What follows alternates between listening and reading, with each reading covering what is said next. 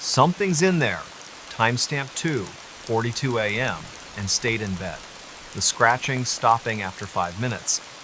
The memo, later checked, caught a faint whisper. Look, not her voice.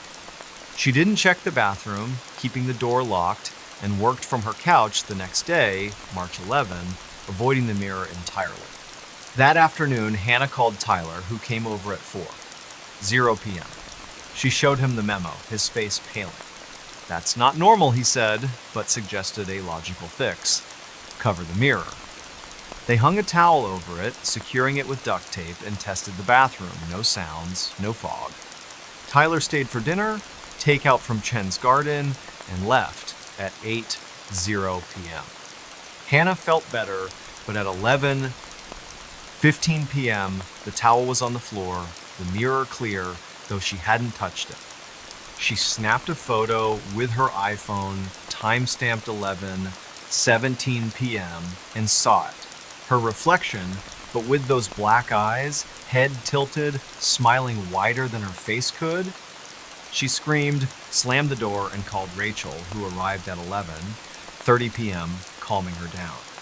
Rachel, practical, said, "Maybe it's the lighting. Let's check tomorrow." On March 12, Hannah bought a digital voice recorder, a Sony ICD UX570 for $79 at Best Buy in Manchester, and a Wisecam V3 for $39, setting it up to face the bathroom door. She hit record at 9:00 p.m., the apartment quiet, the mirror still uncovered, her nerves frayed. At 2:46 a.m., she woke to the scratching again, louder, like claws on metal. The Wise app showed the bathroom door rattling, time-stamped 2:45 a.m., though it was locked. The recorder caught a voice, clear, saying, "See me now," at 2:44 a.m. Deep, not human. Hannah grabbed her keys and drove to a Motel 6 on South River Road, checking in at 3:10 a.m. She texted Emma, Rachel, and Tyler the Wise clip in audio, group chat exploding with, "Get out, stay out!" Emma called, "That's not a prank. Come to my place." Hannah stayed at Emma's apartment, a loft near downtown, on March 13. She researched her building, visiting the Concord Historical Society, a museum on North State Street. The curator, Mrs. Evelyn Gray, 65, found records. The apartment was part of a 1,902 tenement, site of a 1,947 suicide. A woman, Clara Vance, 32, hanged herself in the bathroom, leaving a note about seeing someone else in the mirror. A 1,947 Concord Monitor article called it a tragedy, mentioning Clara's obsession with an antique mirror bought at an estate sale. Hannah's blood ran cold. Was Clara's mirror hers? She posted the Wise clip to Our Paranormal under the username NH-Designer26, hitting 6-0 upvotes in 12 hours. Users speculated about mirror entities, citing New England folklore of spirits trapped in glass. On March 14, Hannah contacted Granite State Paranormal, a Concord-based group. Their leader, Mark Dillon, a 40-year-old electrician, met her at the Works Bakery, reviewing the footage and audio. "This is a strong presence," he said, "likely tied to the mirror." He agreed to investigate, bringing an EMF meter, a thermal camera, and a spirit box. That evening, at 7:00 p.m., Mark, Hannah, and 2 investigators, Lisa and Greg, entered the apartment, Emma and Rachel waiting outside. The bathroom felt colder, 55 degrees, despite the heater at 70. Mark's EMF meter spiked to 5.4 milligauss near the mirror, time-stamped 7:05 p.m., far above the normal 0.1. The thermal camera showed a cold spot, 10 degrees below the room, in front of the mirror, time-stamped 7:08 p.m. Mark used the spirit box, asking, "Clara, are you here?"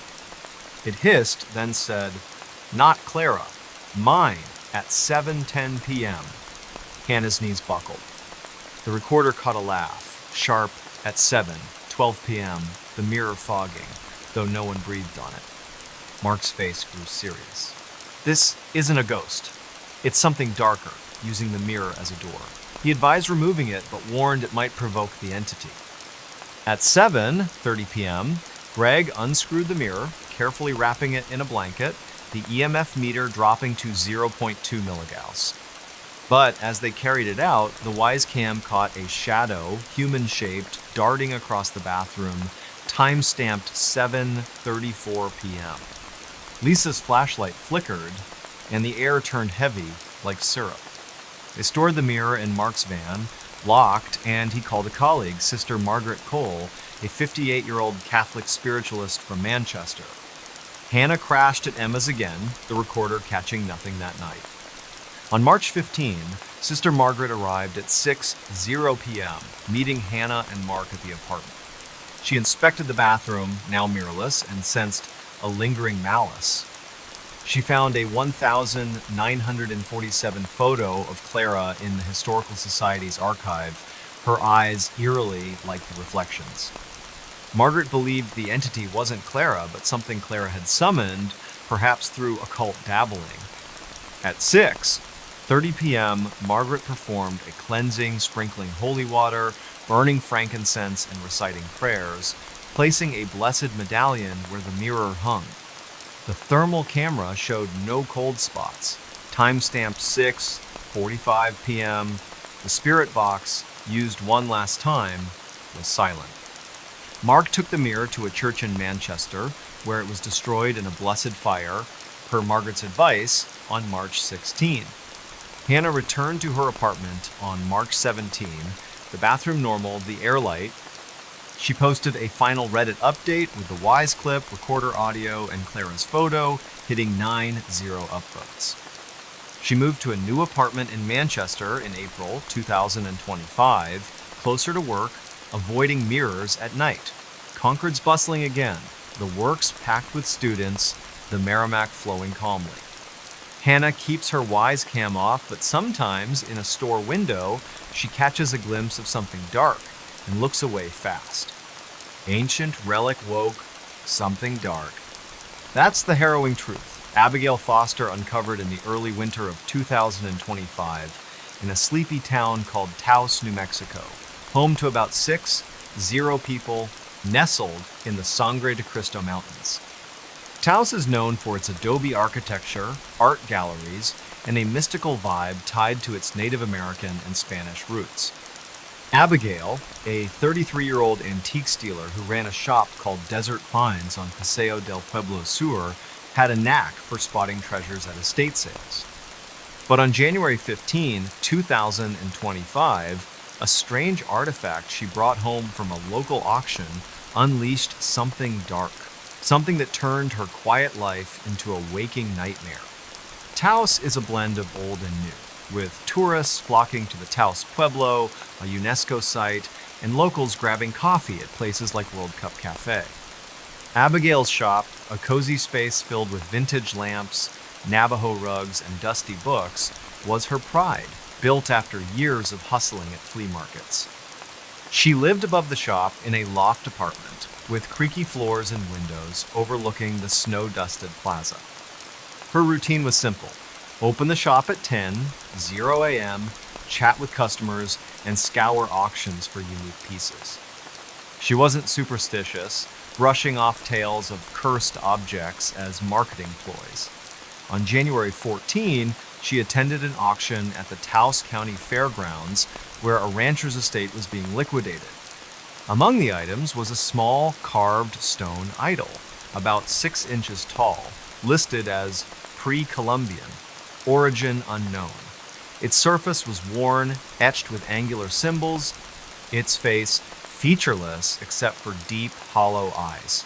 Abigail won it for $120, drawn to its eerie beauty, planning to display it in her shop.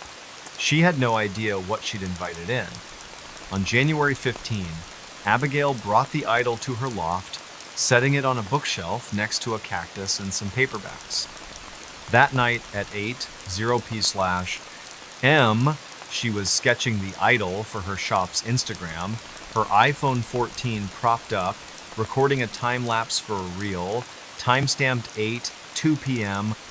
The loft was warm, 68 degrees, a space heater humming, snow falling outside. As she sketched, the air grew heavy, like a storm was brewing indoors. Her phone's video later showed a flicker, brief, like a shadow, crossing the idol at 8:07 p.m., unnoticed at the time. At 8:15 p.m., she heard a hum, low, like a tuning fork, coming from the bookshelf. She checked, finding the idol warm to the touch, though it had been cold minutes before. She snapped a photo, time-stamped 8:17 p.m., the idol's eyes seeming deeper, almost glowing. Uneasy, she moved it to a drawer, locking it, and went to bed, blaming her imagination. At 2:23 a.m., Abigail woke to a sound scratching, like stone on wood, from the living room. She grabbed her flashlight and phone, recording a voice memo. "Something's moving out there," time-stamped 2:24 a.m. The memo caught a whisper, faint, saying, "Take it back," not her voice. She crept out, finding the drawer open, the idol back on the bookshelf, upright, facing her. Her heart pounded.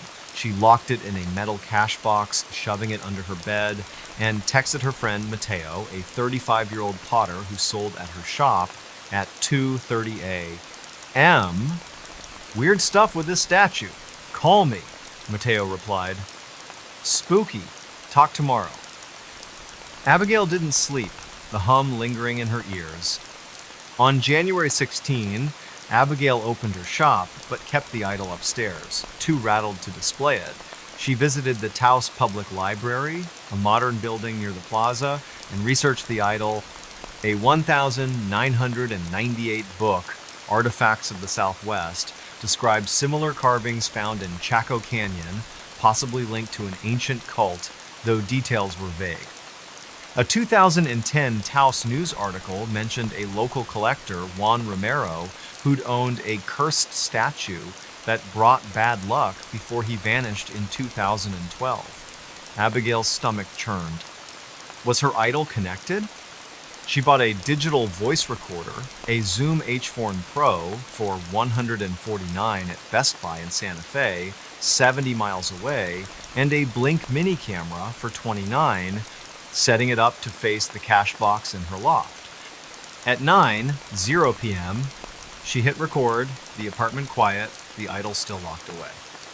At 2:47 a.m., she woke to the hum, louder, and a thud, like something falling. The Blink app showed the cash box open, the idol on the floor, time-stamped 2:46 a.m. The recorder caught a voice deep saying, "Keep me." At 2:45 a.m., Abigail grabbed her keys and drove to Mateo's house, a casita on Kit Carson Road, crashing there at 3:15 a.m. On January 17, Abigail and Mateo returned to her loft, finding the idol back on the bookshelf, though she'd left it on the floor. She showed him the Blink footage and audio, his face pale. "That's not right, Abby," he said, suggesting a priest. Abigail, not religious, hesitated but posted the idol's photo to our occult under the username NM-Antiques33, hitting 50 upvotes in 10 hours. A user, Desert Mystic, suggested a Taos Pueblo elder, citing the idol's possible native origin. Abigail emailed the Taos Pueblo Cultural Center, attaching the photo, and got a reply from Maria Vigil, a 60-year-old historian who agreed to meet. That day, Abigail noticed shadows in her peripheral vision, fleeting, human-shaped, vanishing when she turned. Her phone at 6:00 p.m. recorded a video of her loft, time-stamped, catching a shadow moving across the wall, though she was alone. On January 18, Maria met Abigail at her shop at 3:00 p.m. She examined the idol, now in a locked display case, and frowned. "This is old, maybe Anasazi, not meant for outsiders," she said. She explained that such relics, found in kivas, were vessels for spirits, often dangerous if removed. Maria refused to touch it, but suggested a shaman, Daniel Tewa, from the Pueblo. Abigail contacted Daniel, a 55-year-old with a quiet authority who arrived that evening with an EMF meter, a thermal camera, and sage borrowed from a friend in Santa Fe's paranormal scene. The loft felt colder, 60 degrees despite the heater. Daniel's EMF meter spiked to 5.8 milligauss near the idol, timestamp 7:05 p.m., far above the normal 0.1. The thermal camera showed a cold spot, 15 degrees below the room, around the bookshelf, timestamped 7:08 p.m. At 7:12 p.m., the recorder caught a growl, low, not human, saying, "Mine forever." Abigail's knees shook. Daniel set up a spirit box, asking, "What are you?" It hissed, then said, "Bound. Anger." At 7:15 p.m., he nodded, unsurprised. "This isn't a ghost, it's a guardian woken by your touch." He advised returning the idol to a Kiva site, but since its origin was unknown, a cleansing was the next option. At 7:30 p.m., the blink cam caught the idol's case, rattling, though locked, time-stamped.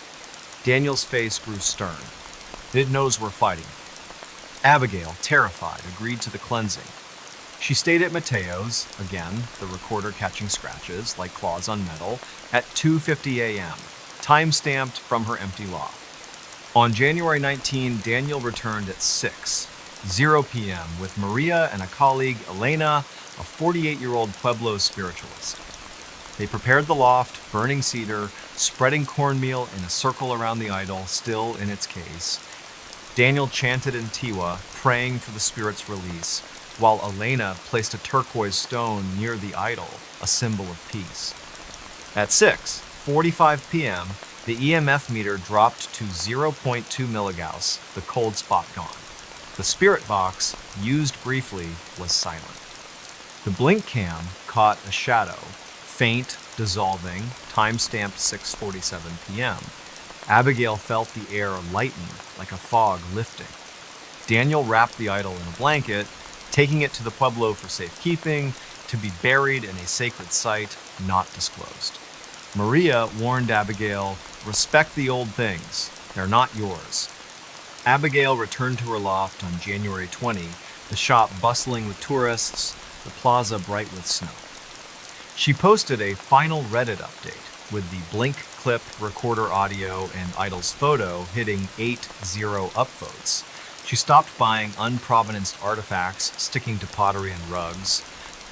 Taos is calm again, World Cup Cafe packed, the Pueblo welcoming visitors.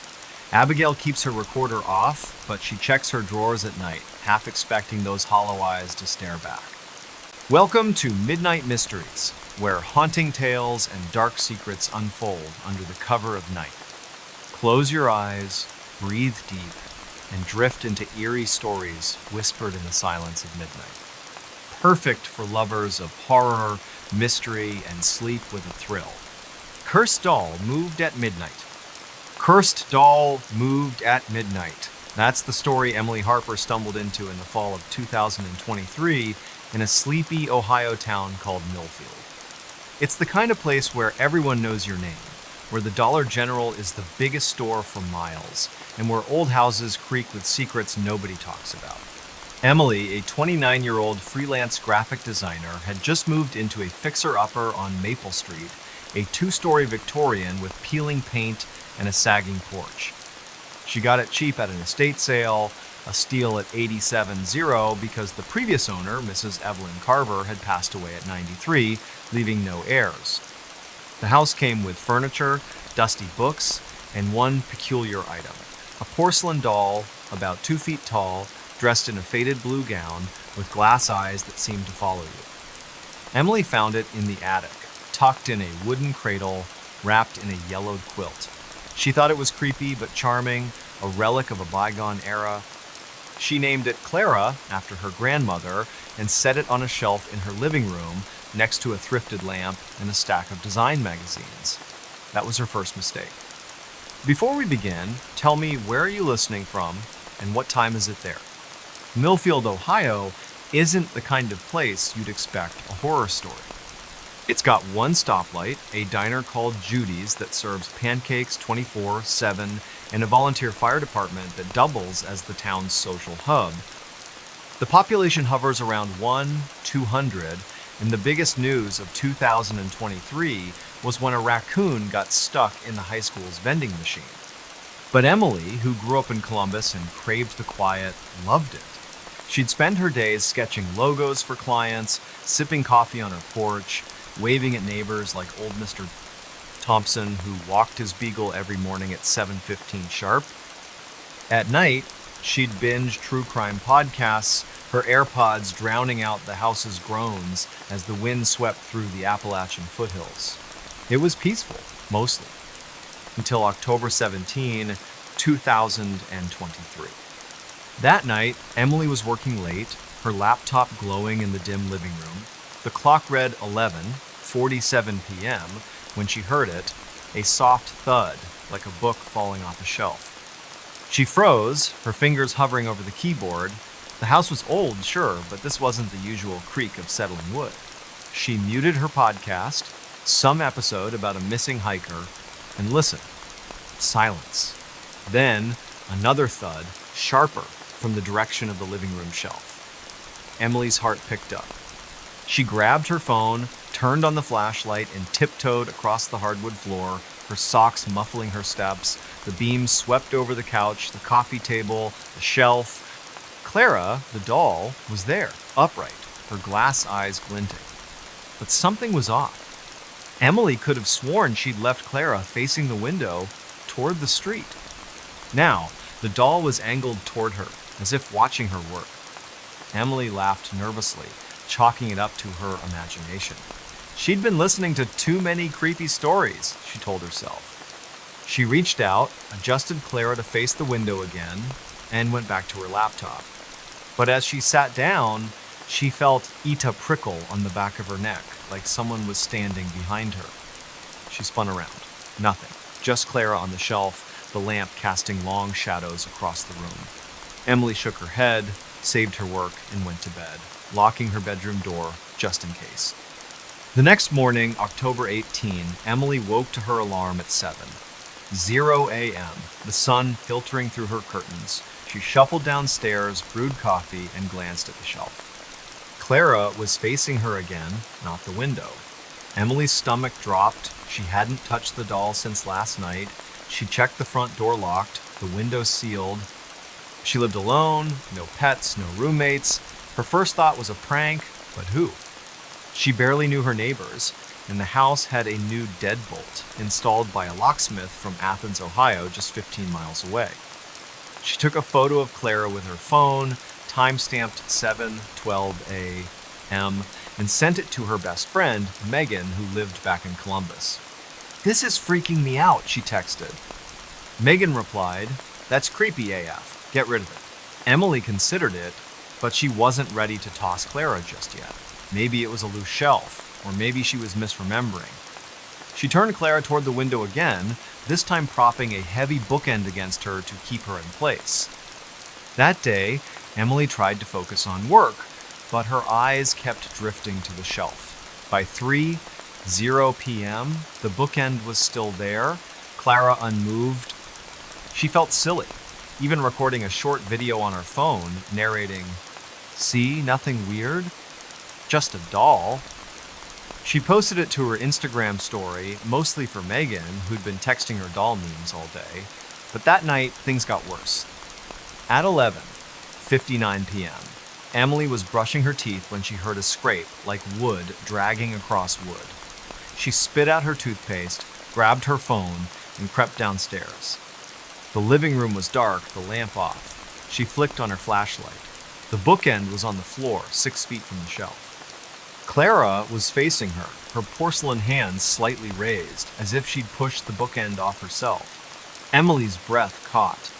She snapped a photo, timestamp 1 a.m., October 19, 2023, and backed away, her heart pounding.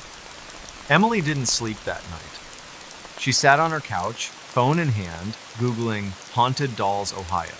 She found stories about Annabelle, the famous possessed doll in Connecticut, and a local legend about a cursed toy in Chillicothe, 40 miles south.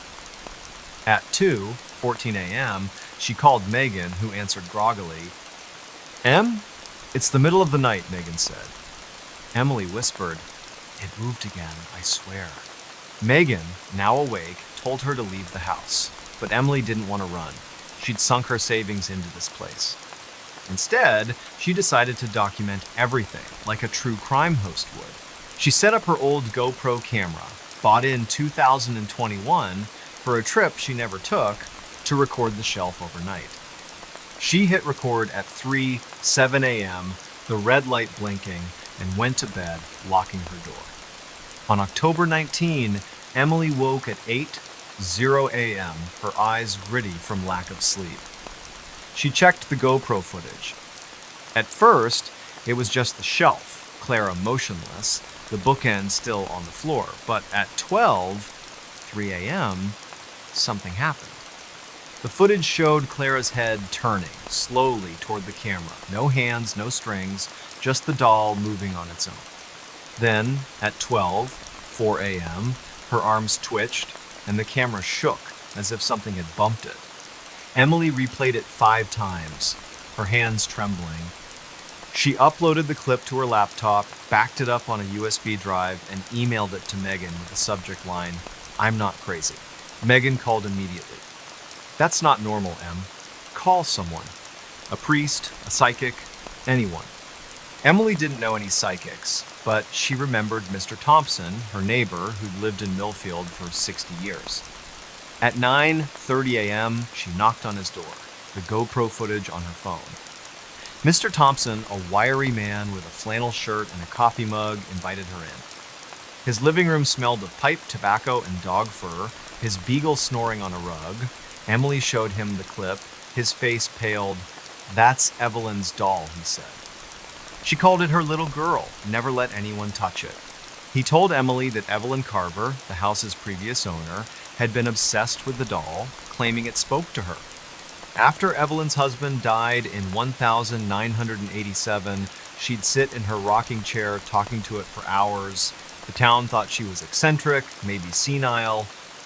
When Evelyn died in April 2023, the doll was supposed to be sold with the house, but the auctioneer refused to touch it, saying it felt wrong. Emily's skin crawled. She asked Mr. Thompson if Evelyn had ever mentioned anything supernatural. He hesitated, then said, "She thought it was her daughter, reincarnated. Her girl, Clara, died in 1962, age 10. Car accident en route 33. Emily's stomach twisted. She hadn't told Mr. Thompson she'd named the doll Clara. She thanked him, promised to keep him updated, and went home. That afternoon, she drove to the Millfield Public Library, a small brick building with one computer and a microfiche machine. She dug through old newspapers, finding a 1962 article in the Athens Messenger, "Local girl 10 killed in crash." Clara Carver, daughter of Evelyn and George Carver, had died when their Ford Falcon hit a tree on Route 33, 3 miles from Millfield. The article included a grainy photo of Clara, a girl with pigtails, smiling. Emily stared at it, her throat tight. The doll's face wasn't identical, but the resemblance was uncanny. By October 20, Emily was a wreck. She hadn't slept properly in days, and the house felt different, colder, heavier. She kept the GoPro running every night, capturing more footage. On October 19, at 12:02 a.m., Clara's eyes seemed to blink. On October 20, at 12:05 a.m., the doll's head tilted, and a faint whisper came through the camera's mic, too soft to make out. Emily sent the clips to a paranormal forum on Reddit, r paranormal, under the username OhioHaunt23. The post got 40 upvotes in 12 hours, with users begging for updates. Some suggested burning the doll, others a cleansing ritual. One user, Ghost Hunter Cbus, claimed to be a paranormal investigator in Columbus and offered to visit. Emily agreed, desperate for answers. Ghost Hunter Cbus, whose real name was Derek Walsh, arrived on October 21 at 6:00 p.m. A stocky man in his 40s with a thermal camera, EMF meter, and a duffel bag of gear. He walked through the house, his EMF meter spiking near the shelf, reading 3.2 milligauss, far above the normal zero point 0.1. "Something's here," Derek said, his voice calm but firm. He set up motion sensors around Clara and a voice recorder to capture EVP's electronic voice phenomena. At 10:00 p.m., they sat in the living room, lights off, the air thick with tension. Derek asked questions aloud. "Who are you? Why are you here?" At 11:58 p.m., the voice recorder picked up a response, a child's voice, clear as day, saying, "I'm Clara, stay with me." Emily's blood ran cold. Derek's face was grim. He'd heard EVPs before, but never this distinct. At midnight, the motion sensors went off. The GoPro, still recording, caught Clara's arms moving, lifting an inch, then dropping. Derek's thermal camera showed a cold spot, 10 degrees lower than the room, hovering over the doll. He told Emily the doll was a vessel, likely tied to Clara Carver's spirit, or something mimicking it. "It's not safe," he said. "You need to remove it." Emily nodded, but she was torn. She felt sorry for Clara, the girl, not the doll. What if the spirit was trapped, not evil?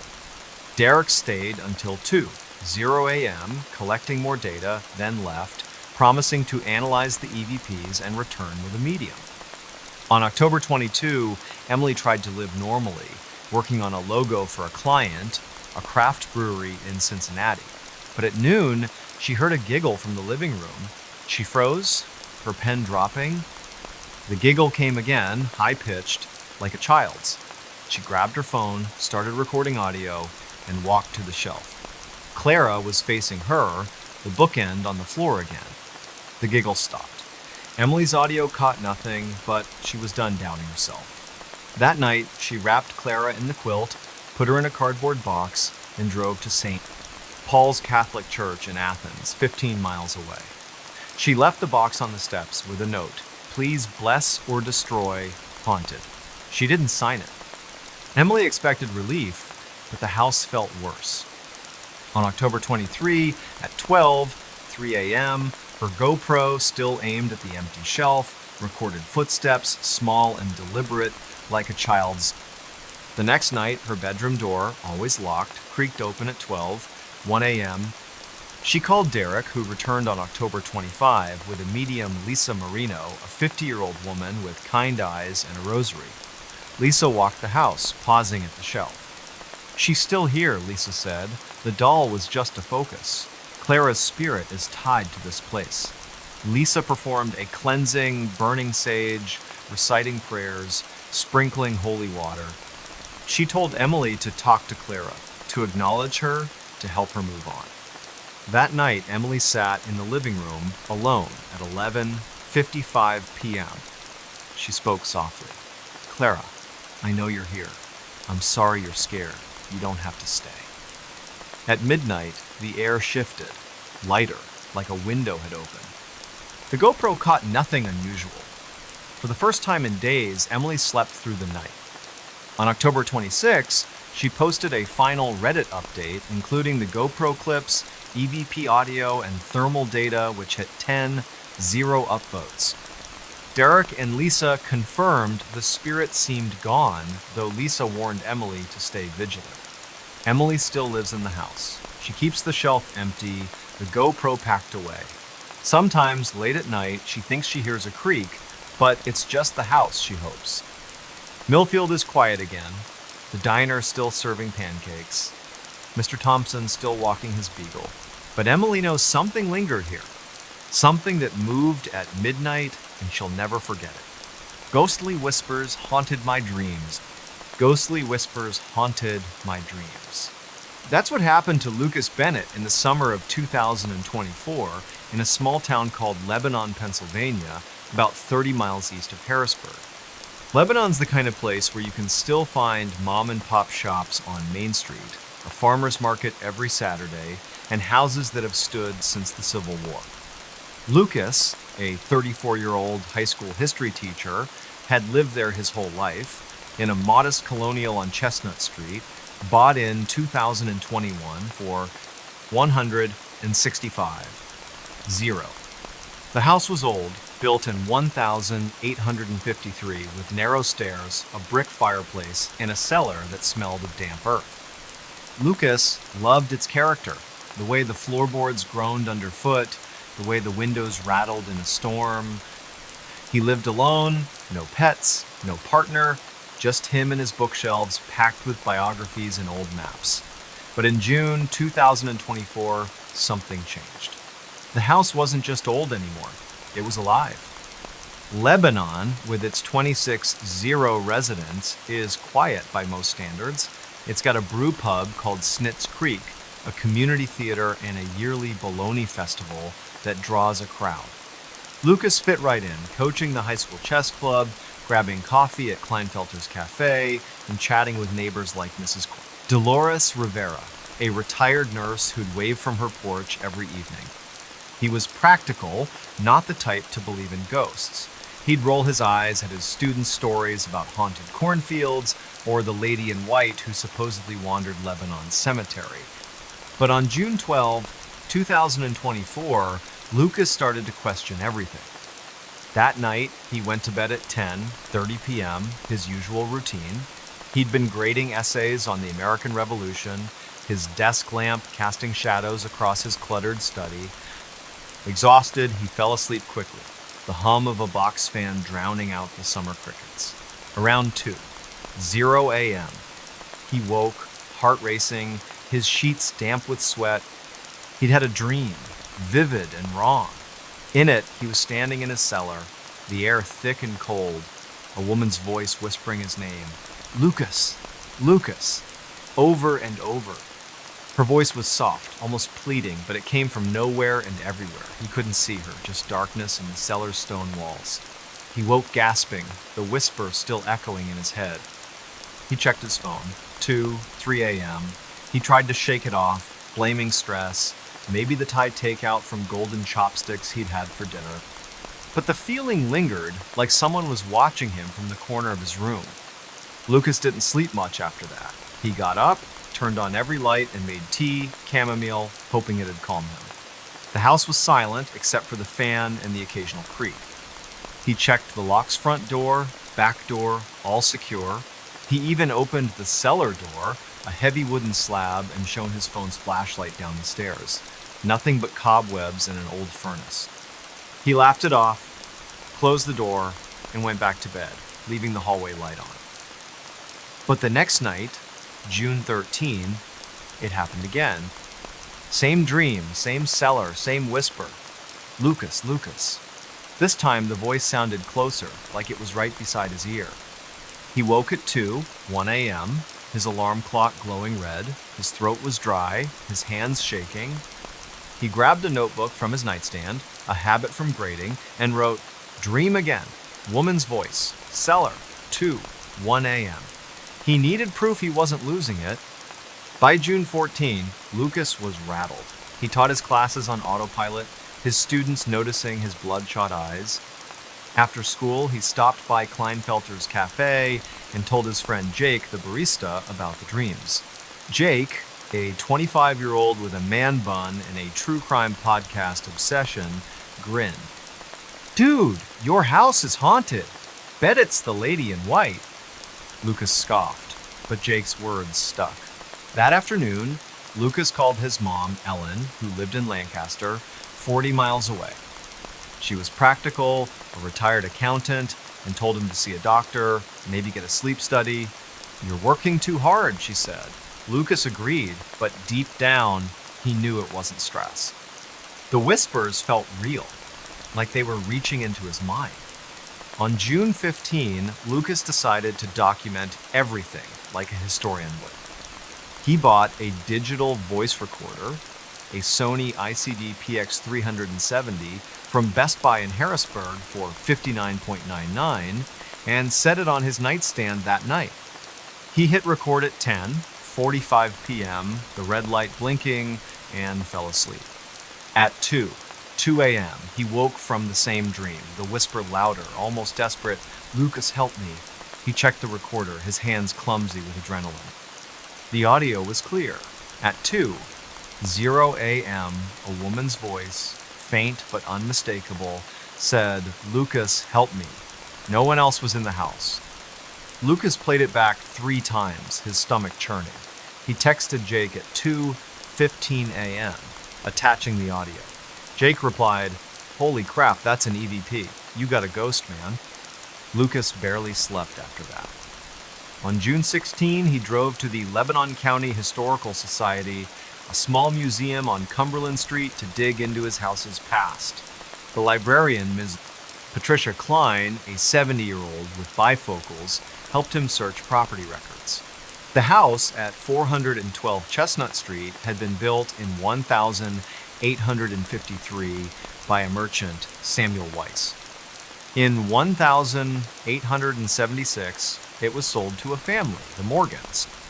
Patricia found a newspaper clipping from the Lebanon Daily News, dated August 3, 1878, tragedy at Morgan residence. Elizabeth Morgan, age 28, had died in the cellar, found by her husband Thomas after she'd fallen down the stairs. The article called it an accident, but neighbors whispered about foul play. Thomas moved away a year later, and the house changed hands often, with owners complaining of strange noises. Lucas's skin prickled. Elizabeth, was that the voice?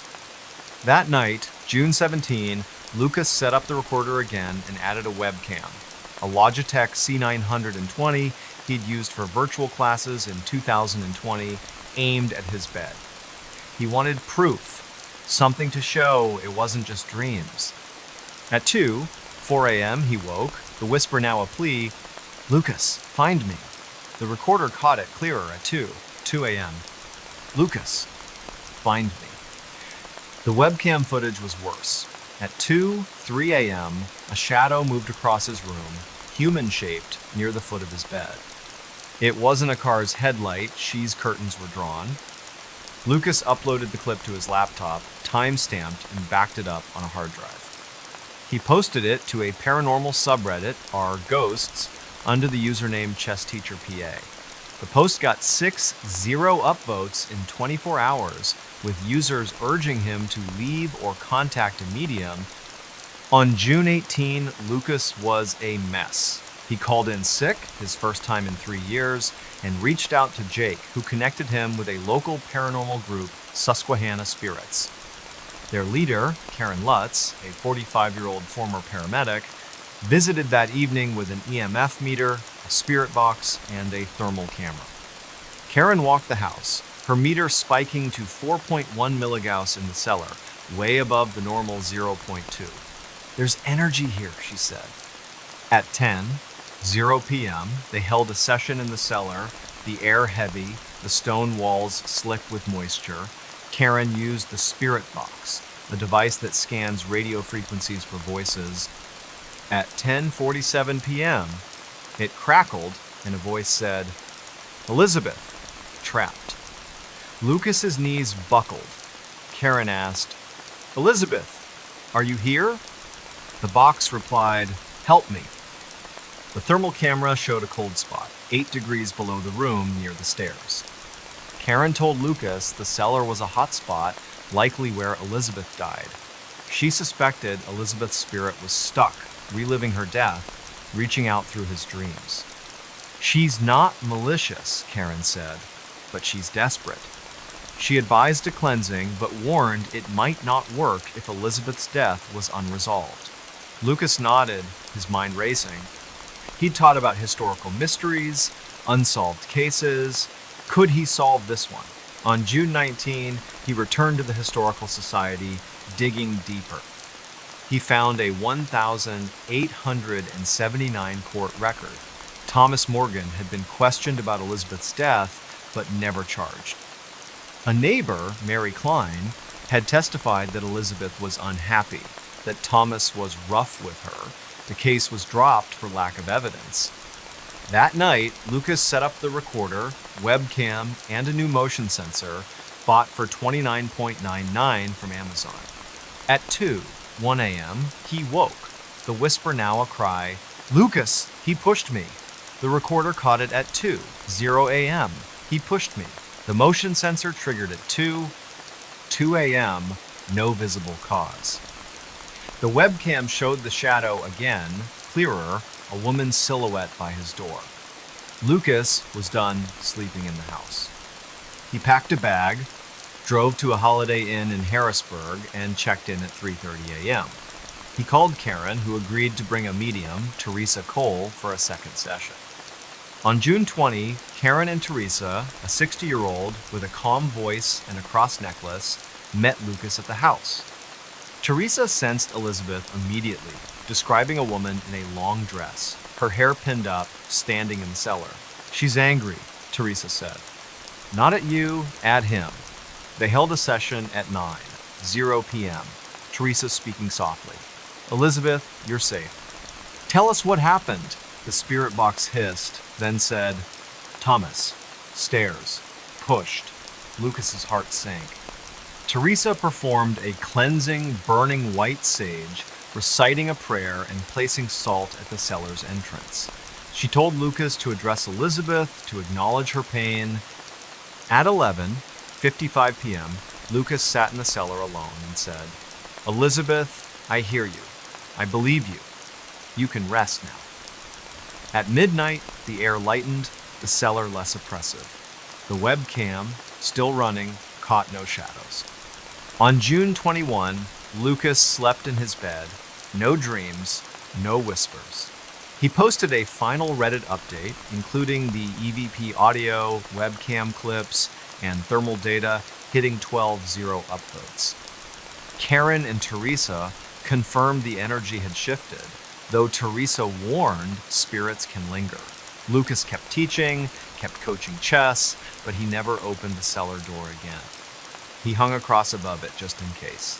Lebanon went back to normal, the Bologna Festival planning for 2025, Mrs. Rivera still waving from her porch. But Lucas knows Elizabeth was there, her whispers in his dreams, and he'll never unhear them. Abandoned Asylum's terrifying secret uncovered. Abandoned Asylum hid a terrifying secret. That's what Ryan Mitchell discovered in the spring of 2025 in a forgotten corner of West Virginia called Point Pleasant, a town of about 40 people nestled along the Ohio River. Point Pleasant is best known for the Mothman legend, a winged creature tied to a 1967 bridge collapse, but Ryan's story has nothing to do with that. It's about the old Blackwell Asylum, a sprawling, decaying complex on the outskirts of town, shuttered since 1983. Ryan, a 27-year-old mechanic who fixed trucks at a local garage, wasn't looking for trouble. He was just curious, the kind of guy who'd watch Urbex videos on YouTube and dream of exploring. But on March 22, 2025, his curiosity led him to a place no one should have gone, and he uncovered something that still keeps him awake at night. Point Pleasant is a quiet town, with a Dollar Tree, a diner called the Coffee Grinder, and a riverfront park where folks fish for catfish. The Blackwell Asylum, though, is a blight on the landscape, a mile from the nearest road, hidden by overgrown pines and rusted no trespassing signs. Built in 1890 as the Blackwell Lunatic Asylum, it housed thousands over the years patients, with mental illnesses, criminals, and anyone society deemed unfit. By the 1970s, reports of abuse, experimental treatments, and mysterious deaths had piled up, and the state closed it after a 1982 expose in the Charleston Gazette. Ryan knew the stories, whispered at the garage or over beers at Tudor's Biscuit World. Kids said the asylum was haunted, that screams echoed at night. Ryan didn't buy it. He figured the real horror was history, not ghosts, but he wanted to see it for himself. On March 22, Ryan and his buddy, Caleb Turner, a 25-year-old welder, planned a trip to Blackwell. They'd been talking about it for weeks, hyped by YouTube channels like Exploring with Josh.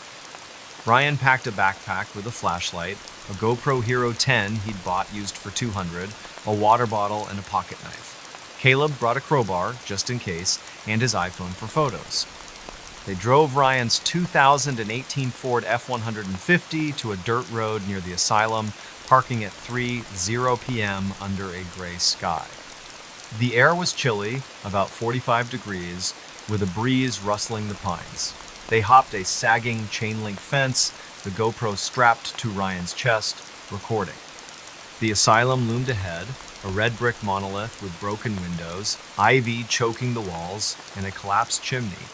It looked like a place time forgot, and Ryan felt a thrill, not fear. That was his first mistake.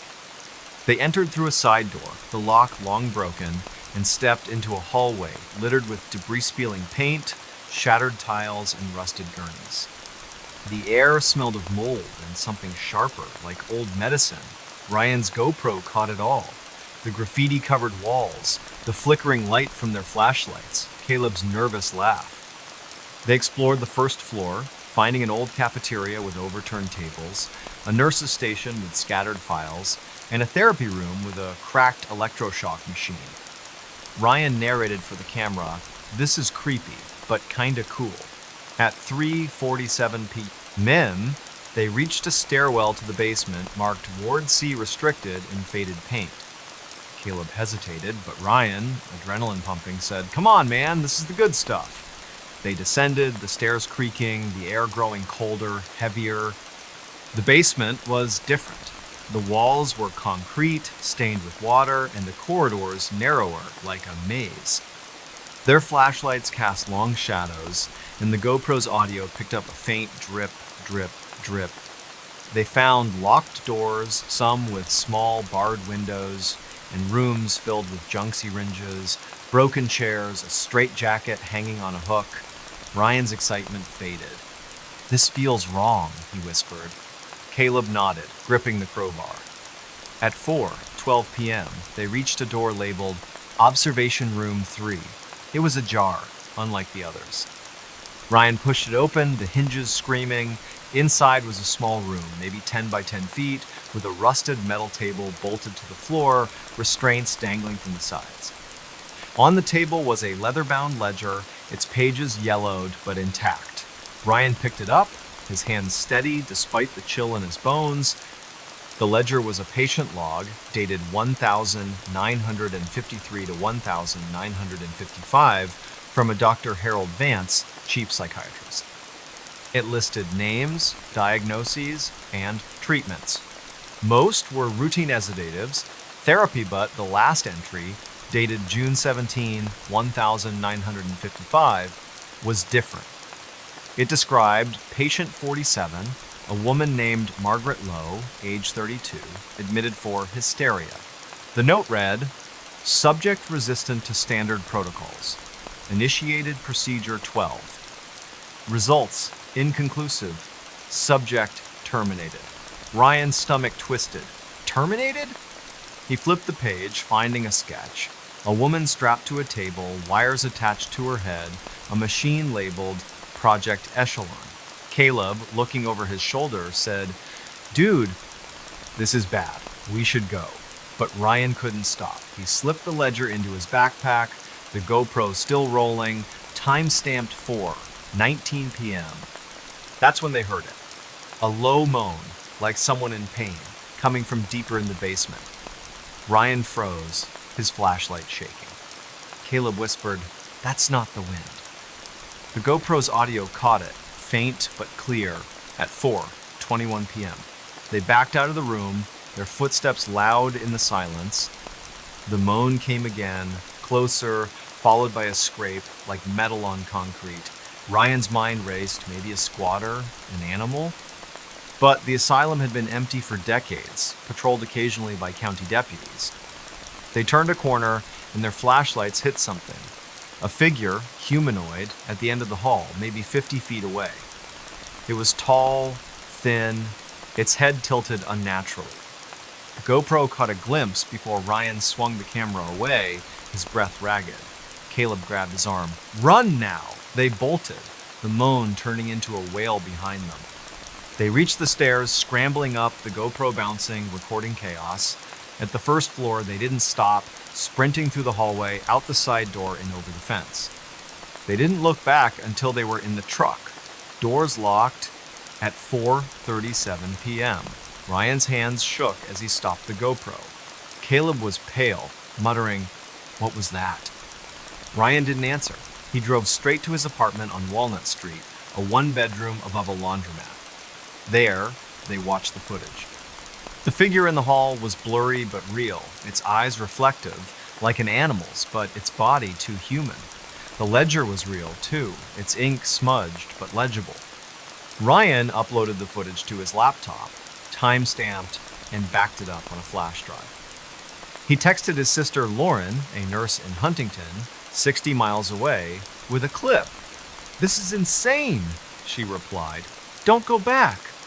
But Ryan couldn't let it go. On March 23, he drove to the Point Pleasant Library, a small building with free Wi-Fi and a local history section. He searched for Blackwell Asylum records, finding a 1982 Gazette article, "Asylum Closed Amid Scandal." It mentioned Dr. quote, Vance, accused of unethical experiments in the 1950s, including Project Echelon, a rumored CIA-funded study on mind control. No charges were filed. Vance died in 1960. Ryan found a 1955 obituary for Margaret Lowe, listed as deceased at Blackwell Asylum, cause unknown. Her photo showed a woman with dark hair, her eyes hauntingly familiar. Ryan's skin crawled. Was she the figure? He posted the ledger's last page to a Reddit forum, r Urban Exploration, under the username WVNEC88. The post hit 0 upvotes in 18 hours, with users speculating about ghosts, government cover-ups, or worse. On March 24, Ryan and Caleb agreed to return, but not alone. They contacted Appalachian Paranormal, a group based in Charleston. The leader, Emma Dorsey, a 38-year-old former cop, arrived on March 25 with 2 investigators, Mark and Jenna, bringing EMF meters, a FLIR thermal camera, and a spirit box. They met at 6:00 p.m., the sky orange with dusk. Emma reviewed Ryan's footage, her face grim. "Something's active here," she said. They entered the asylum, the air colder now, 38 degrees. In the basement, Emma's EMF meter spiked to 5.3 milligauss near observation room 3, far above the normal 0.1. At 7:14 p.m., the spirit box crackled, spitting out, "Margaret, help!" Ryan's knees weakened. The FLIR showed a cold spot, 12 degrees below the room, shaped like a person by the table. Emma led a session asking, "Margaret Lowe, are you here?" The spirit box replied, "Trapped, Vance." At 7:32 p.m., the moan returned, loud, from the hall. Jenna's flashlight caught Movementa's shadow, tall, darting past a doorway. The GoPro, now on Mark's chest, recorded it, time-stamped 7:33 p.m. Emma stayed calm, but her voice was tight. "We're not alone." They moved to leave, but the basement door, which they'd propped open, was shut. Caleb pried it with the crowbar, his hands shaking. The wail came again, closer, as they reached the stairs. At the first floor, they ran, exiting at 7:49 p.m., the asylum silent behind them. Back at Ryan's apartment, Emma analyzed the data. The EMF spikes, thermal anomaly, and spirit box responses suggested a residual entity, likely Margaret, tied to her death. Project Echelon was real, Emma said, citing declassified CIA files from the 1970s. They tested on patients like her. She didn't just die. She was broken. Emma advised Ryan to stay away and offered to contact a medium. Ryan nodded, but he felt guilty. Margaret's story wasn't just a ghost tale. It was a crime, buried by time. On March 26, he drove to the Mason County Courthouse, 10 miles away, and filed a public records request for Blackwell's patient files. A clerk promised to search, but warned most records were destroyed in a 1,984 fire. That night, Ryan slept at Caleb's place, a trailer on Route 2. At 2:17 a.m., he woke, heart pounding, hearing a whisper, "Find me." No recorder caught it, but Ryan knew it was her. He posted a final Reddit update on March 27 with the GoPro clips, Spirit Box audio, and a scan of the ledger. It hit 15 zero upvotes, with users urging him to contact the press. On March 28, Emma returned with a medium, Clara Hayes, a 55-year-old with a soft southern drawl. At the asylum, Clara sensed Margaret in the basement, angry but not evil. She performed a cleansing, burning sage, praying and placing a quartz crystal on the table. "Margaret, you're free," Clara said. At 8:00 p.m., the air shifted lighter. The FLIR showed no cold spots. Ryan's GoPro caught nothing unusual. Ryan hasn't returned to Blackwell. He still works at the garage, still grabs coffee at the coffee grinder, but he keeps the ledger locked in a safe. The courthouse found no records, but a local reporter, tipped off by Reddit, is digging into Project Echelon. Point Pleasant talks about Ryan's footage now, a new legend to rival Mothman. Sometimes Ryan dreams of the asylum, the table, the moan. He wonders if Margaret found peace or if something else lingers waiting. "I explored a haunted tunnel. I explored a tunnel, found horror." That's what happened to Ethan Caldwell in the winter of 2025 in a rural stretch of Tennessee called Copperhill, a town of barely 300 souls tucked in the Blue Ridge Mountains near the Georgia border. Copperhill's a place where the past clings tight, with old copper mines scarring the hills and stories of ghosts whispered at the local gas station. Ethan, a 24-year-old part-time bartender at the Copper Kettle, wasn't chasing ghosts. He was bored, stuck in a dead-end job, scrolling YouTube for adventure. But on February 8, 2025, he stumbled into the kind of story that changes you deep in an abandoned mine tunnel called Old Number 7. What he found there wasn't just creepy, it was evil. Copperhill's small, the kind of town where you know every face at the post office, and the biggest event is the annual Polk County Fair. The mines, though, are its shadow. They boomed in the 1800s, pulling copper from the earth, but by the 1980s they'd shut down, leaving tunnels like Number 7 to rot. Number 7 was infamous, a mile-long shaft off Ducktown Road, sealed with a rusted grate but accessible if you knew where to pry. Locals avoided it, saying miners died there in a 1,903 collapse, their bodies never recovered. Ethan heard the tales at the bar, from old-timers nursing Coors Light, but he shrugged them off. Ghosts were for kids, he thought. On February 8, after a slow shift, he decided to check it out, spurred by a Reddit thread on r abandoned places about Tennessee's haunted mines. Ethan didn't go alone. He roped in his cousin, Mia Torres, a 22-year-old cashier at Food City in McKaysville, 5 miles away. Mia was skeptical but game, always up for a dare. They met at Ethan's trailer at 2:00 p.m., the sky heavy with snow clouds. Ethan packed a backpack, a Phoenix flashlight, a GoPro Hero 9 he'd won in a 2023 raffle, extra batteries, a granola bar, and a Leatherman multi-tool. Mia brought her iPhone 13 and a can of mace, just in case. They drove Ethan's 2015 Jeep Cherokee to Ducktown Road, parking near a faded sign for the mine, half buried in kudzu. The air was frigid, 28 degrees, the ground crunchy with frost. Ethan strapped on the GoPro, hit record, and grinned at Mia. "Ready to be famous?" he said. Mia rolled her eyes, but followed him to the grate, which hung loose, bolts rusted through. They slipped inside at 2:37 p.m., the tunnel swallowing them whole. The entrance was narrow, about 6 feet high, the walls rough-hewn rock, glistening with damp. The air smelled of wet stone and something sour, like decay. Ethan's flashlight cut through the dark, the GoPro capturing their steps, Mia's sneakers scuffing gravel. The tunnel sloped down, the temperature dropping to the low 20s. They found relics of the mine's past. A rusted pickaxe, a broken lantern, wooden beams sagging under decades of neglect.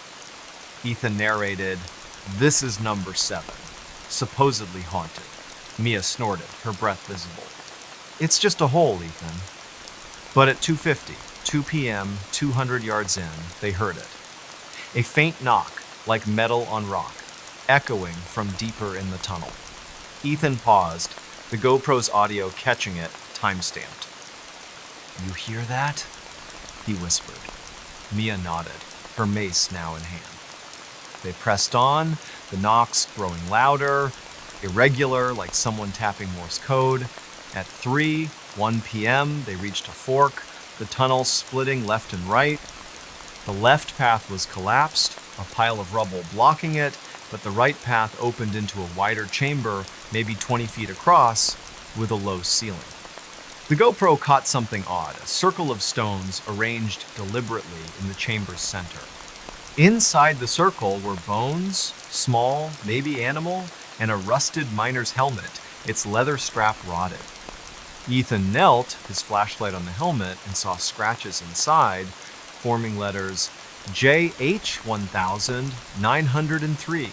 His gut tightened. "This is messed up," he said. Mia, filming on her iPhone, agreed. "Let's go back." But the knocks came again, closer, from the tunnel's right path beyond the chamber.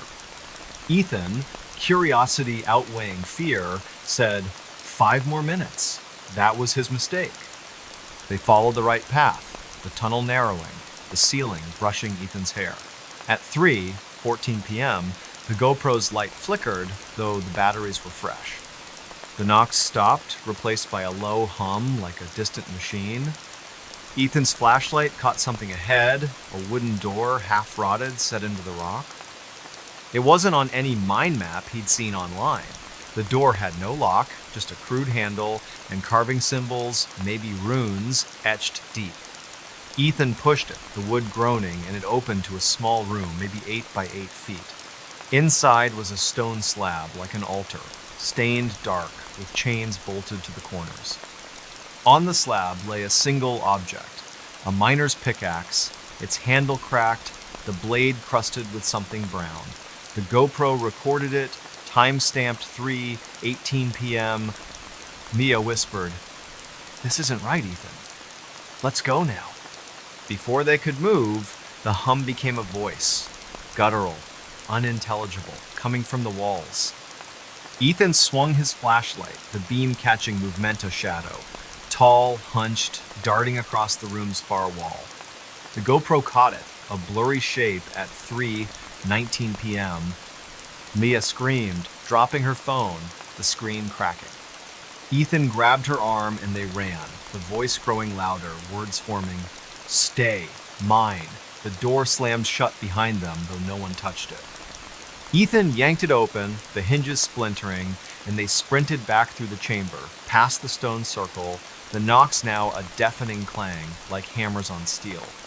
The tunnel seemed longer, the air thicker, their flashlights dimming. At 3:27 p.m., they reached the entrance, scrambling through the grate, collapsing in the snow. Ethan's GoPro was still recording, the battery at 5%. They drove to Mia's apartment in McKaysville, a duplex near the Taco River, and watched the footage, their hands shaking. The shadow was real, its outline jagged like it wore tattered cloth. The voice, caught faintly, chilled them. "Stay. Mine." Ethan texted his boss, Tommy, at the copper kettle, attaching a clip. "What the hell is this?" Tommy replied, "Don't go back, kid." Mia refused to touch her phone, its cracked screen a reminder. Ethan uploaded the footage to a hard drive and posted a still of the altar to R Paranormal under the username TN Bartender24. The post got 7 upvotes in 12 hours, with users begging for the video. Some mentioned a local legend, number 7 wasn't just a mine. It was a ritual site, tied to a 1,903 cult of miners who offered workers to something in the earth. On February 9, Ethan visited the Polk County Historical Society in Benton, 10 miles away, a one-room museum with mining exhibits. The curator, Mrs. Evelyn Price, 68, paled when Ethan showed her the helmet's photo. "That's Jonah Hale," she said. "Foreman in 1903, vanished after the collapse. Some said he led a group, not a union, something darker." She pulled a 1903 ledger from the mine's owners, listing 12 missing workers, including Hale, after an incident in Shaft 7. A newspaper clipping from the Chattanooga Times dated July 14, 1903, hinted at unnatural practices but lacked details. Ethan's throat tightened. Was Hale the shadow, or something worse? That night, Ethan stayed at Mia's, sleeping on her couch. At 2:43 a.m., he woke to knocking, slow, deliberate, from the apartment's front door. He checked, heart pounding, no one there. Mia, awake, heard it too. Ethan set up his GoPro, recording the living room, but caught nothing. On February 10, he contacted Tennessee Ghost Trackers, a paranormal group in Chattanooga, 50 miles away. Their lead investigator, Derek Vance, a 42-year-old electrician, met Ethan and Mia at the Copper Kettle on February 11, reviewing their footage. "That's not human," Derek said of the shadow. He agreed to investigate number 7, bringing an EMF meter, a thermal camera, and a spirit box. On February 12, at 5:00 p.m., Derek, Ethan, and 2 team members, Lisa and Greg, entered the tunnel, Mia staying behind, too shaken. The air was 25 degrees, the ground icy. Derek's EMF meter spiked to 4.8 milligauss near the altar room, far above the normal 0.1. At 5:32 p.m., the spirit box hissed, spitting out, "Jonah! Blood!" Ethan's stomach dropped. The thermal camera showed a heat signature, human-shaped, by the altar, though no one stood there, time-stamped 5:34 p.m. Derek asked, "Jonah Hale, what do you want?" The spirit box replied, "Mine, forever." A clang echoed, like the pickaxe falling, though it hadn't moved. Lisa's flashlight died, despite new batteries. At 5:41 p.m., the shadow appeared, closer in the doorway, the GoPro catching its reflective eyes. Derek shouted, "Go!" They ran, the voice roaring, "Stay!" They reached the entrance at 5:49 p.m., breathless, the tunnel silent. At Derek's office, a converted garage, they analyzed the data. The EMF spikes, thermal anomaly, and spirit box responses pointed to a malevolent entity, possibly Hale, bound to the tunnel by whatever happened in 1903. "This isn't a ghost," Derek said. "It's something darker, tied to that altar." He cited a 1970s book, Tennessee's Hidden Histories, mentioning number 7 as a sacrificial site for a cult worshipping a mountain spirit. Derek urged Ethan to stay away and offered to bring a medium. Ethan agreed, guilt gnawing at him. He'd disturbed something, and it followed him. On February 13, Ethan and Mia moved to a motel in Blue Ridge, Georgia, 15 miles away, splitting the $80 a night cost. At 2:47 a.m., the knocking returned, now on the motel window. Ethan recorded it on his phone, catching 3 distinct taps, time-stamped. He posted a final Reddit update on February 14 with the GoPro clips, spirit box audio, and the helmet photo hitting 10-0 upvotes. On February 15, Derek returned to number 7 with a medium, Sister Mary Ellison, a 60-year-old former nun. She sensed a presence, not human, in the altar room. At 6:00 p.m., she performed a cleansing, sprinkling holy water, reciting psalms, and placing a silver cross on the slab. "Leave this place," she commanded. The air warmed, the thermal camera clear. Ethan's GoPro, set up outside, caught no knocks. Ethan and Mia went back to Copperhill, but Ethan quit the bar, taking a job at a hardware store in Blue Ridge. He keeps the GoPro footage locked in a safe, the helmet photo deleted from his phone. Copperhill's quiet again, the fair planning for summer, but number 7's grate is now welded shut, a county order after Ethan's Reddit post. Sometimes Ethan hears a tap at night, faint, like a distant pickaxe. He prays it's just the wind, but he knows better. Demon lurked in my basement. Demon lurked in my basement shadows. That's the nightmare Olivia Grant faced in the early spring of 2025 in a quiet suburb of Grand Rapids, Michigan, called Kentwood, home to about 0 people. Kentwood's the kind of place where kids bike to Dairy Queen, neighbors mow each other's lawns, and the biggest drama is a delayed road repair on 44th Street. Olivia, a 32-year-old single mom and paralegal at a downtown law firm, lived in a 1,970s split level on Meadow Lane Drive, bought in 2022 for $245,000. It was her and her 8-year-old son Noah in a house with shag carpet, a wood-paneled den, and a basement she rarely used. But in March 2025, something in that basement turned her life upside down, something she swears wasn't human. Grand Rapids is a mid-sized city, but Kentwood feels smaller, with strip malls, a Meijer superstore, and a community center hosting Friday fish fries.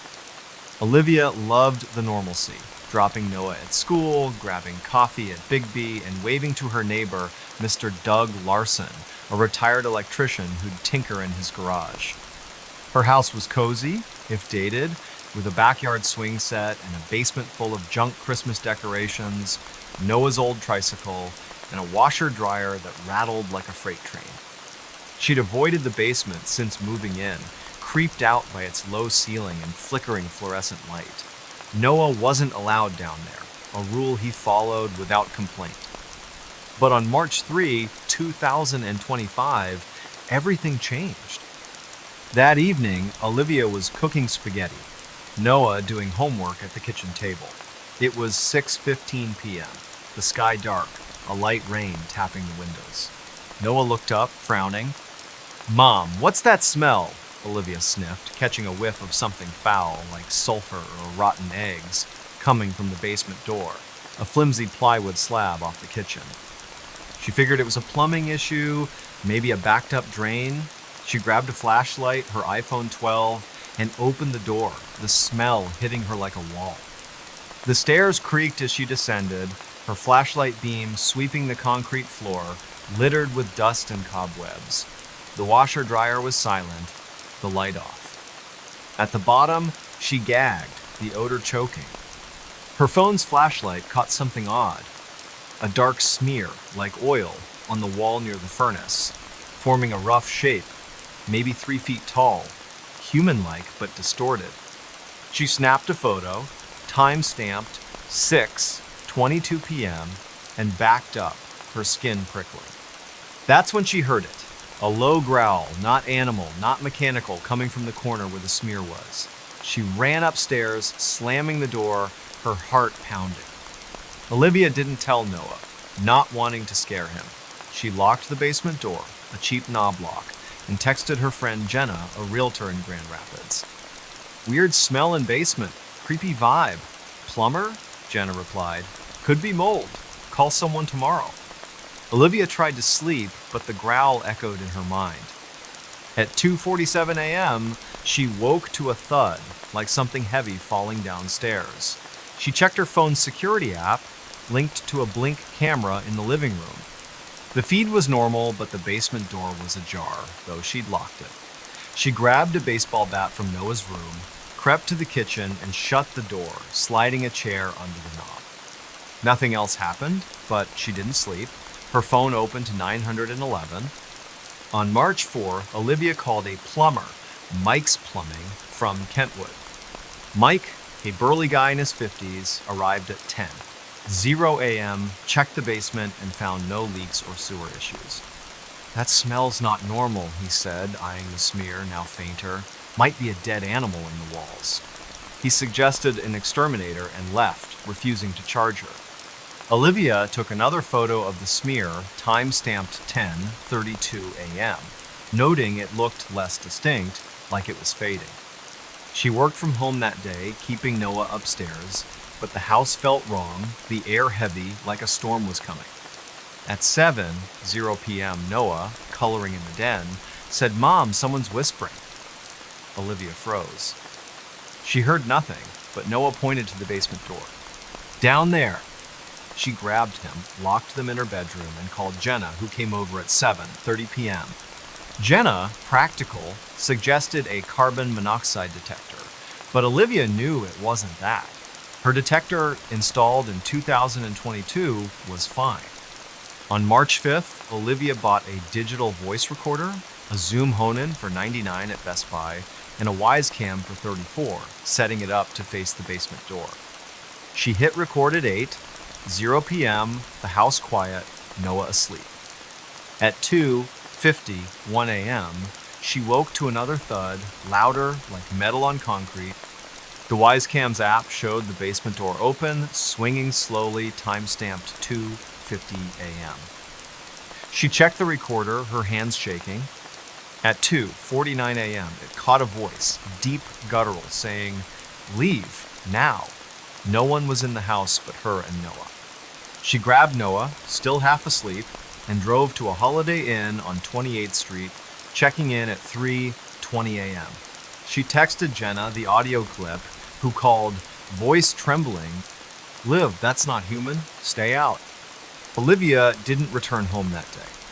On March 6th, she took Noah to her mom's house in Holland, 30 miles away, and contacted a local priest, Father Michael Reed, from St. Mary's Church in Kentwood. Father Reed, a 60-year-old with a calm demeanor, met her at a Starbucks at 1:00 p.m. She showed him the photos, wise footage, and audio. He didn't dismiss her, saying, "Evil can linger in places. I'll check the house." That afternoon, Olivia and Father Reed entered the house, Noah staying with her mom.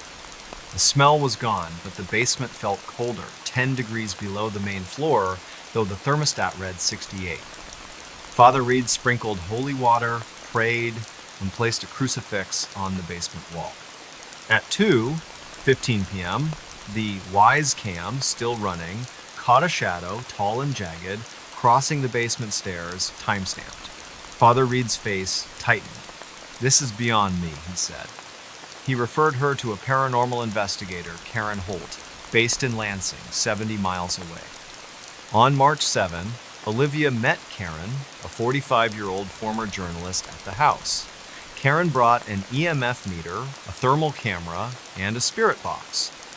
She walked the basement, her meter spiking to 6.2 milligauss near the smear, now barely visible, far above the normal 0.1.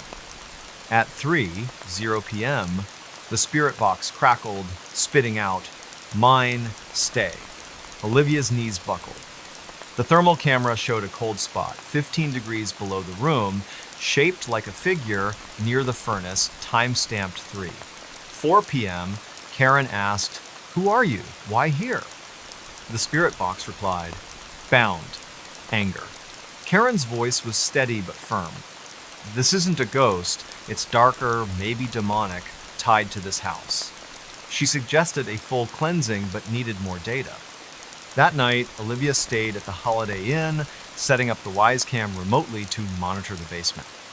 At 2:53 a.m., the feed showed the crucifix falling from the wall, landing 6 feet away, time-stamped. The recorder, left running, caught a laugh, low and mocking, at 2:52 a.m. Olivia sent the footage to Karen, who called at 8:00 a.m. on March 8. "This is serious," Karen said. "We need a specialist." She contacted a demonologist, Brother Thomas Kane, a 55-year-old Benedictine monk from the monastery in Kalamazoo. On March 9, Brother Thomas arrived, carrying a leather case with relics, holy water, and a Latin prayer book. Olivia, Karen, and Father Reed joined him at the house at 6:00 p.m., Noah still at her mom's. Brother Thomas walked the basement, his face grim. Something was invited here, he said, noting the smear's location near the furnace, a possible focal point. He asked Olivia about the house's history. She'd never researched it, so Karen pulled records from the Kent County Clerk's office, finding the house was built in 1972 on land once owned by a man named Victor Klein, who died in 1968. A 1967 Grand Rapids Press article mentioned Klein as a recluse suspected of occult practices, though never proven. Neighbors reported strange lights in the field where Olivia's house now stood. Brother Thomas nodded. That's enough. Something was summoned, and it stayed. At 7:00 p.m., Brother Thomas began the cleansing, chanting in Latin, sprinkling holy water, and placing blessed salt around the basement. Karen's EMF meter dropped to 0.2 milligauss, the cold spot gone. At 7:32 p.m., the spirit box, still on, hissed, then went silent. Olivia felt the air lighten like a weight lifted. The Wise cam caught nothing unusual, time-stamped 7:35 p.m. Brother Thomas warned, "It's gone, but stay vigilant. Pray daily." Olivia nodded, exhausted but relieved. She and Noah returned home on March 10. The basement door locked, a new crucifix hung. Olivia posted her story to R Paranormal on March 11 under the username Mom25 with the Wise clips, audio, and smear photos hitting 0 upvotes in 24 hours. Karen and Brother Thomas confirmed the entity was likely banished, but Olivia sold the house in April 2025, moving to an apartment in Wyoming, Michigan, 10 miles away. She keeps the recorder off, the basement a memory she buries. Kentwood's back to normal, Dairy Queen buzzing, Mr. Larson tinkering. But Olivia checks her locks every night, and Noah sleeps with a nightlight just in case. Lost hiker found something evil. Lost hiker stumbled into pure evil. That's the chilling ordeal Mason Reed faced in the late fall of 2024. Deep in the wilderness of Montana's Bitterroot National Forest, a rugged expanse of 1.6 million acres near the Idaho border. The Bitterroot's a place of towering pines, jagged peaks, and trails that wind through valleys where cell service is a myth. Mason, a 30-year-old software developer from Missoula, 40 miles north, wasn't new to hiking. He'd tackled trails across the Rockies, logging 50 miles a month on his Garmin watch. But on November 9, 2024, a solo trek on the Blodgett Canyon Trail led him to something no map could have prepared him for, something that turned a day hike into a fight for survival. Missoula is a college town, home to 75 people with craft breweries like Bayern and a vibrant outdoor scene. Mason fit right in, spending weekends climbing, kayaking, or hiking with his border collie Riley, who stayed home that day. He lived in a rented bungalow on Higgins Avenue, bought his gear at REI, and followed local hiking forums on Reddit, like Montana Outdoors. The Blodgett Canyon Trail, a 12-mile out and back in the Bitterroot, was his pick for November 9, drawn by its granite cliffs and solitude. He told his roommate Nate, a 28-year-old barista, he'd be back by 6:00 p.m. Mason packed light, a Osprey backpack, a Nikon's 50 camera, a Garmin GPS, a headlamp, water, trail mix, and a first aid kit. He drove his 2020 Subaru Outback to the trailhead, 20 miles west of Hamilton, arriving at 8:00 a.m. The sky was clear, 38 degrees, frost on the ground. He snapped a selfie at the trail sign, time-stamped 8:03 a.m., and started hiking, the canyon quiet except for the crunch of his boots. The trail followed Blodgett Creek, a stream carving through pines and boulders. Mason planned to hike 6 miles to a viewpoint, eat lunch, and return. By 10:30 a.m., he was 3 miles in, the trail steepening, his Nikon capturing shots of cliffs glowing in the morning light. At 11:15 a.m., he noticed something odd, a faint hum like a distant generator coming from the trees. He paused, checking his Garmin, which showed 46.773 degrees down, 114.48 2-degree watts, still on the trail. The hum faded, and he shrugged it off, maybe a plane overhead. But at 11:37 a.m., his Garmin glitched, the screen flickering, then blank. He tapped it, annoyed, and pulled out his phone. An iPhone 14, but it had no signal, expected in the canyon. He kept going, unaware he'd missed a fork in the trail, veering onto an unmarked path, overgrown with ferns. By noon, Mason realized he was off course. The trail was gone, replaced by dense brush and rocks. He backtracked, but the hum returned, louder, vibrating in his chest. At 12:22 p.m., he found a clearing, maybe 30 feet wide, unnatural in the thick forest. In the center stood a stone structure, crude, like a cairn, 4 feet tall, surrounded by smaller rocks in a spiral pattern. His Nikon snapped a photo, timestamp 12:24 p.m., the hum now a low drone, coming from the cairn. Mason's gut screamed to leave, but curiosity pulled him closer. The rocks were etched with symbols, lines, circles, something like an eye. He touched the cairn, cold despite the sun, and the drone stopped. Silence, heavy, unnatural.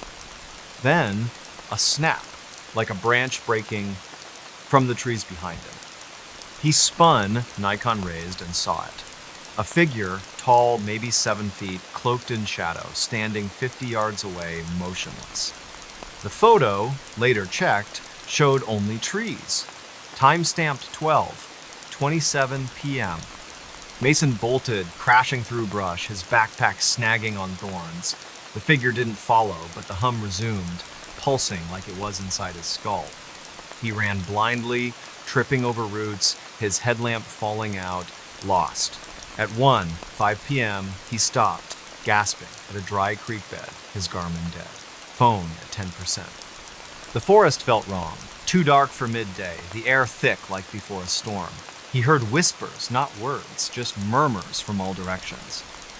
He recorded a video on his iPhone, voice shaky, "I'm lost, something's here," timestamped 8 p.m.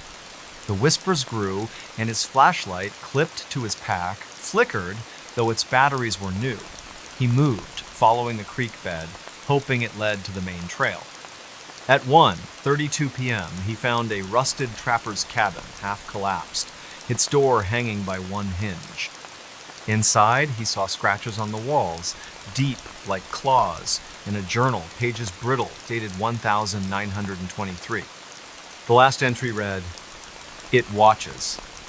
Don't look." Mason shoved the journal in his pack, his Nikon capturing the cabin, timestamped 1:35 p.m. The whispers became a voice, low, growling, "See me." Mason's flashlight died. He stumbled out, the figure now closer, 20 yards away, its form shifting, like smoke, eyes glinting red in the Nikon's flash, caught faintly at 1:40 p.m. He ran again, the voice louder, "Stay. See." The forest seemed to twist, trees leaning inward, the path looping back to the cairn. Impossible. At 2:15 p.m., Mason, exhausted, hid behind a boulder, recording another iPhone video. "It's following me. I can't get out," timestamped. His phone died. The hum was deafening now, his head throbbing. He saw the figure again, closer, its shape clear gaunt, limbs too long, no face, just those eyes. He screamed, running, tripping, until he hit the main trail. Somehow, at 3:00 p.m., the hum fading, the figure gone. He staggered to the trailhead, collapsing in his Subaru. At 4:47 p.m., the Nikon's battery dead, but the journal still in his pack. Mason drove to a gas station in Hamilton, the Bitterroot Quick Stop, and called Nate at 5:03 p.m., voice hoarse, "I'm alive." Something was out there. Nate met him at the gas station, pale when he saw Mason's scratched face and torn jacket. They watched the Nikon photos and iPhone videos, the figure's eyes barely visible, the cairn symbol stark. Mason texted his sister Ellie, a teacher in Bozeman, 200 miles away, with a photo of the journal. "What is this?" She replied, "Get help." Mason posted the clearing's photo to R Paranormal under the username MT-Hiker24, hitting 6-0 upvotes in 12 hours. Users speculated about skinwalkers, wendigos, or something older tied to native Salish legends of shadow beings in the Bitterroot. On November 10, Mason visited the Missoula Public Library, a modern building with a Montana history section. He showed the journal to a librarian, Dr. Susan Klein, a 62-year-old historian. She recognized the symbols as similar to Salish warnings meant to mark forbidden places. The journal belonged to a trapper, Amos Reed, no relation to Mason, who vanished in 1923. A 1923 Missoulian article reported Amos's cabin found empty, walls scratched, his rifle unfired. Dr. Klein warned Mason, "Some places are left alone for a reason."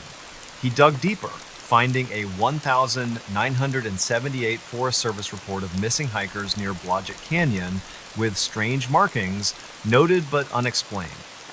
Mason's stomach churned. Was the cairn a marker, a trap? That night, at his bungalow, Mason couldn't sleep. At 2:33 a.m., he heard the hum faint outside his window. He grabbed his Nikon, but the battery, charged that day, was dead. He set up his iPhone to record, catching a whisper, "See me," timestamped, 2:35 a.m. He called Nate, who crashed on his couch, both too scared to sleep. On November 11, Mason contacted Big Sky Paranormal, a Missoula-based group. Their leader, Travis Cole, a 39-year-old ex-Marine, met Mason at Bayern Brewery, reviewing the footage. "That's not a ghost," Travis said. "It's something else." He agreed to investigate the trail, bringing an EMF meter, a thermal camera, and a spirit box. On November 12, at 7:00 a.m., Travis, Mason, and two investigators, Rachel and Ben, hiked to the clearing. Riley left it home. The cairn was still there, the symbols sharper in daylight. Travis's EMF meter spiked to 5.7 milligauss, far above the normal 0.1, time-stamped 8:22 a.m.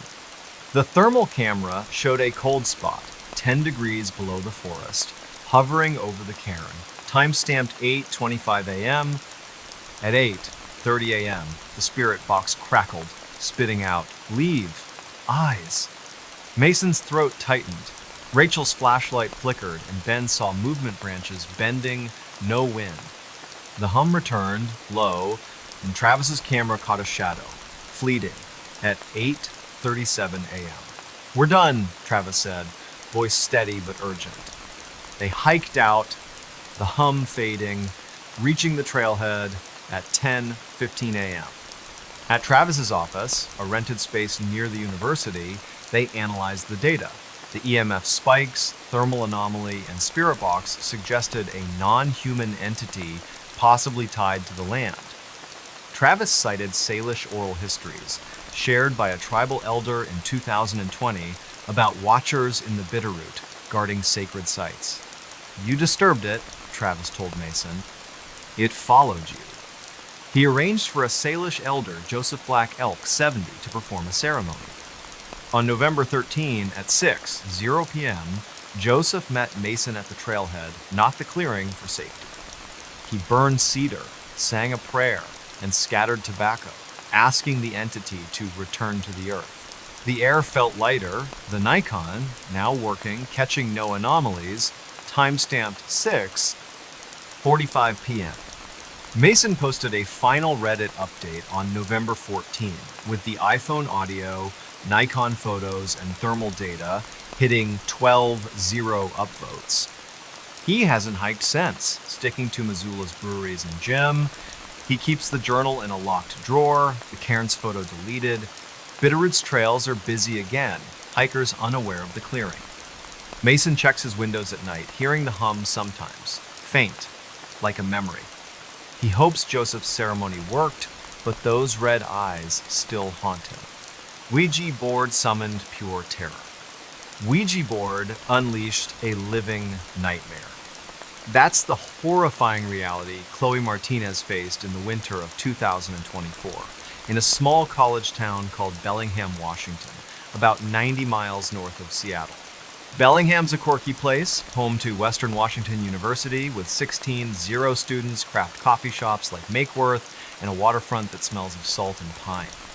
Chloe, a 21-year-old junior majoring in environmental science, lived in an off-campus rental on Indian Street, a creaky craftsman house shared with 3 roommates. She wasn't into the occult, more likely to be found at a climate rally than a seance. But on December 14, 2024, a seemingly harmless game with a Ouija board, bought on a whim, opened a door to something she can't explain, something that still haunts her. Bellingham's got a laid-back vibe, with farmers markets, microbreweries like Aslan, and trails in Whatcom Falls Park where students jog. Chloe's house, rented for $2,000 a month, was typical for the area built in 1925, with a sloped porch, stained glass windows, and a basement they used for storage. Her roommates were Mia, a 22-year-old art major, Liam, a 21-year-old computer science student, and Ava, a 20-year-old psychology major. They were tight, hosting game nights, splitting Costco runs, and joking about the house's quirks, like doors that wouldn't stay shut.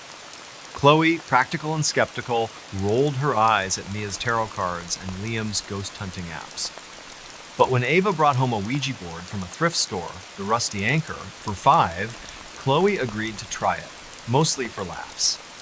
It was a cold Saturday night, 34 degrees, rain drumming the roof, and they were bored, finals done, campus quiet. At 8:00 p.m., they gathered in the living room, the board on a coffee table, surrounded by empty pizza boxes and a flickering lavender candle. Chloe set up her iPhone 13 to record, propped on a bookshelf, time-stamped 8:02 p.m., thinking it'd be funny for TikTok. Mia lit incense, sandalwood, and dimmed the lights. The board was old, wood-worn, letters faded, the planchette a chipped triangle. They placed their fingers on it, giggling, and Ava asked, "Is anyone here?" The planchette twitched, sliding to yes. Chloe assumed Mia was pushing it, but Mia's eyes were wide. Liam asked, "What's your name?" The planchette spelled E-L-I-S-E. Chloe laughed. "Nice try, guys." But the air felt heavier, the candle flickering, though no windows were open. At 8:07 p.m., the iPhone video caught a shadow, brief, crossing the wall behind them, unnoticed at the time. Ava, spooked, asked, "Elise, are you friendly?" The planchette jerked to no. Chloe's stomach tightened, but she pressed on. "What do you want?" The board spelled stay, then you, fast, the planchette shaking. Liam pulled his hands back. "I'm out." Mia snapped, "Don't break the circle." The candle went out, smoke curling, at 8:11 p.m., the iPhone still recording. A knock came from the basement door, 3 slow thuds echoing in the quiet house. Chloe froze, her pulse racing. They hadn't touched the basement all night. Its lock rusted, key lost. She grabbed her phone, stopped the video, and flicked on the lights. The planchette was upside down, though no one had moved it. They shoved the board under the couch, agreeing to never touch it again. But that was just the start. That night, Chloe couldn't sleep. At 2:13 a.m., she woke to whispers, not words, just murmurs, from her closet. She checked, finding only clothes, but her iPhone, charging on her nightstand, had recorded audio, time-stamped 2:12 a.m., capturing a voice, faint, saying, "See you." She texted the group chat. "Anyone awake? This is creepy." Mia replied, "Heard something too." Footsteps. They met in the kitchen, bleary-eyed, and played the audio, their faces pale. Liam suggested burning the board, but Ava, who'd read horror forums, said that could make it worse. At 3:00 a.m., they heard another knock, louder from the basement. Chloe grabbed a flashlight and a kitchen knife, Liam behind her with a baseball bat. The basement door was ajar, the lock dangling, broken. They didn't go down, slamming it shut, piling chairs against it. On December 15, Chloe skipped her morning class, too shaken. She drove to the Rusty Anchor, a cluttered shop near the bay, and asked the clerk, a 60-year-old named Barb, about the board. Barb frowned. That came from an estate sale. Old lady on Maple Street died last month. She gave Chloe the address, 1427 Maple, and a name, Elise Thornton, 87, no family. Chloe visited the Bellingham Public Library, a brick building with free Wi-Fi, and searched obituaries. A November 2024 Bellingham Herald notice confirmed Elise's death. Passed peacefully at home, no cause listed. A 1985 article mentioned Elise as a recluse, rumored to dabble in spiritualism after her husband's death in a 1979 mill accident. Chloe's skin crawled. Was Elise tied to the board? That afternoon, Chloe bought a digital voice recorder, a Tascam DR5X for $89 at Guitar Center, and set it up in the living room. At 7:00 p.m., the roommates gathered, the board still under the couch, untouched. The recorder caught knocks, soft, at 7:14 p.m. from the basement, though no one was down there. Mia, trembling, suggested a medium, but Liam wanted to call campus security. Chloe, desperate, posted the iPhone video to R Paranormal under the username WA-Student21, hitting 50 upvotes in 10 hours. A user, PNW Ghost, suggested a local paranormal group, Cascadia Spirits. Chloe emailed them, attaching the audio, and got a reply from their leader, Ethan Wells, a 35-year-old former paramedic. On December 16, Ethan arrived at 6:00 p.m. with an EMF meter, a thermal camera, and a spirit box. The house felt colder, 60 degrees despite the heater. Ethan's meter spiked to 4.9 milligauss near the basement door, far above the normal 0.1, timestamped 7 p.m. He set up the spirit box, asking, "Elise, are you here?" It hissed, then said, "Not Elise, other." Chloe's heart sank. The thermal camera showed a cold spot 12 degrees below the room, near the couch, timestamped 6:12 p.m. At 6:15 p.m., the recorder caught a laugh, sharp, mocking, not human. Ethan's face tightened. "This isn't a ghost," he said.